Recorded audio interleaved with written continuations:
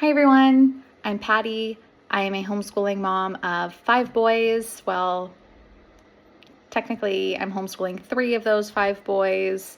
My oldest is going off to high school at a private Catholic school in about a month, so he'll be starting high school back into school, but something new.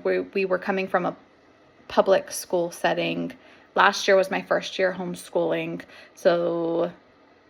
and my oldest, that was his only year homeschooling. So now we're sending him back to school for kind of the experience of being around other kids his age and getting to have more adult mentors in his life. Especially, we're happy that it's a Catholic private school because they are, going to share the faith with him, and he can be around those people that have the same kind of values that I would like to raise my kids in. So it's a win-win there. I am homeschooling in the fall. I'll have my second oldest, which will be in 7th grade, and then a 4th grader, a preschooler. He's 4, so we're going to just nothing super strict. No, I don't think I'm going to get him curriculum, but I am going to try to get him started on some, using a pencil, cutting with scissors, learning, just maybe the alphabet, hopefully, more numbers, shapes, things like, normal preschool things. And then I also have a toddler. He's 1.5. So I definitely have my hands full. It's going to be a year, but I will say, even though I'm a newbie, I feel like I do have a very well-rounded kind of experience as a mom, especially of 5 boys. We did,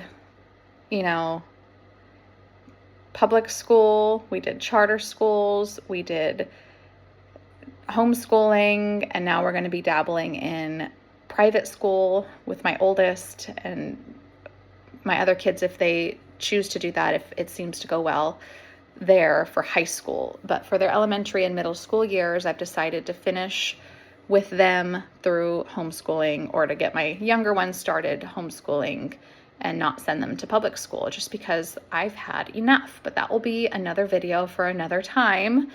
Right now, I just wanted to just introduce myself and let you guys know, how our first year went and what I'll be taking in to the second year of homeschooling in about a month or two, what I'll be taking with me to start the new year with my boys. So one of the things that was a big eye-opener for me when I began the year homeschooling with them was, holy moly, there are a lot of choices for curriculum, and for someone who has a hard time making a decision, because there's always like, is this the one? Is this going to be right for my kids? Yada, yada. That's already pretty intimidating, that there are so many different curriculums out there. And of course, I don't want to make like the wrong decision by getting them onto something that isn't, going to teach them the foundational skills that they need, or the grade level kind of things that they should be learning. So of course I don't want them to be behind, but I also don't want them to get them something too advanced that they're not, to a level that they're not at yet. So that already was intimidating. And then of course, like the prices of the curriculum. I think that was one of the things I wanted to be very mindful of the first year going in, because I didn't want to spend a bunch of money. I just didn't want to spend a bunch of money all up front, and then, not end up using it, or I don't know. It was the first year, and I just wanted to start very basic and very simple. So I did utilize the free curriculums like The Good and the Beautiful. I did do online math stuff like Beast Academy and teaching textbooks for math. We did Story of the World. So we did family history. So everyone kind of went through that one history reading book and the activities together. So all grade levels did that. And last year I had an 8th grader, a 6th grader, and a 3rd grader. So those 3 went through that. And then I had 2 more. I had a 1-year-old and a 3-year-old. So it was a full house, and it was hectic with them all at home and trying to figure out how are we going to do school hours, what can they do independently, what do they need me for. So it was definitely like a laid back year. So this year, when we start school in a couple months for the 2nd year of homeschooling, I definitely want to have a little bit more of a plan going into it. I'm not going to say structure per se, because I feel like when you have so many different kids at different levels and the moods change with, you have that many people, the moods change and it's difficult. Like maybe the baby is extra sensitive this day and needs more attention, or maybe I have a child that just isn't in the headspace and doesn't have the patience to sit and learn something, or puberty, you have the different emotions, so it's like, okay, I need to just lay off today and we need to just be a little bit more gentle, or we need more outside time, or they have a hard lesson to get through. It's a hard concept that they're mastering, so we need to just kind of do it every other day and have something fun in between. It's just like, I won't say I need a rigid structure, but just having a plan for the year of, this is what I want to accomplish throughout the year, and how am I going to break it up month by month or week by week, or what do I need to accomplish in a week with them to get us where we want to be, and like how many outings do we want to have, what kind of extracurriculars are we going to be involved with, where's their social life going to fit into this, where we are engaging with other families that are going through something similar. That's very important to me. And then also allowing time for us to have our own space away from each other. Those things are going to be important for me this year. I do have a better idea of what I'm looking for in curriculum. I think that it was super important that I didn't go ahead and spend a lot of money the first year, because it was an eye-opener of where my kids are. What do they need help with? What standards are they not meeting as it pertains to their grade and where they should be?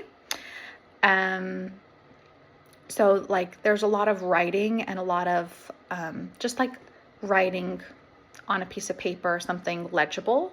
That's something that's important to me, that I feel like they're not necessarily meeting the standards in terms of what a child their age should be able to do, and what I feel like my expectations are for them as well. Which I'll say that because coming from public school, a lot of the teachers, that's not something that really came to mind when we would have parent-teacher conferences, or when we would have like sit downs and they would show work. There was nothing that was like, when my oldest was in kindergarten, the teacher was like, he needs to work on his penmanship. After COVID, a lot of those type of like expectations and standards went out the window. And so from that point on, those things were not brought up again, and it like didn't matter anymore. A lot of things didn't matter anymore, which is so frustrating, and another reason why we're here. But again, another day. Our journey to getting to this point, I'll make another video about another day. So if you're interested in homeschooling, you're new, you want to follow my journey, you don't want to feel alone in it, whatever, follow. I'm going to keep posting videos, and I'm going to be in this for a long time because I have 5 kids and my youngest is 1.5 now. So I'll be making videos for a long time. Anyways, there's just a lot of things that that my kids needed to learn, and especially like the basic foundational things. So writing, using a piece of paper, math facts, getting down the multiplication 1 to 12, you know, math facts, and reading comprehension. So being able to read something and being able to tell me like a summary of what they just read or what they just listened to. Completely, like, they have not been able to do that. And that is something actually that kept recurring for one of my kids year after year, even after COVID, was have him read more informational text so that he understands, or he could work on his reading comprehension. And it's like, first of all, I can't stand when they call it informational text. It's just nonfiction. So can we just call it nonfiction materials? And secondly, even if they read it, how do they learn that critical thinking, reading comprehension? Like, they read it, but they can't tell me like a summary of it. So how do I teach them those skills? So that's not something that they ever worked on in school, but that's something I'm on a mission to really work with my kids on, because that's important, is to be able to, that's how you learn, you know, like you read something and then you can say, I learned this. But if you're reading something and you're like, I don't know what I just learned, then like, what is the point of school? I feel like you're not picking up anything, because with any sort of reading, if you go to college to learn anything, like not any sort of reading, but any sort of a learning requires a verbal understanding, a read, you know, you're reading something and you're understanding how to do it, of instructions, of materials, of facts, of just things that you need to be able to learn a concept. So that is very interesting to me, why that's something that a lot of kids struggle to learn. And I don't see it improving unless we're very intentional about that. So that's why those are the types of materials, the curriculums I'm looking for to help in those things. And I'm going to be researching ways to really help them. So getting them to read informational text. I want to understand why and what can I do to help them? Like, what does that do for them? Anyways, you get the gist. But yeah,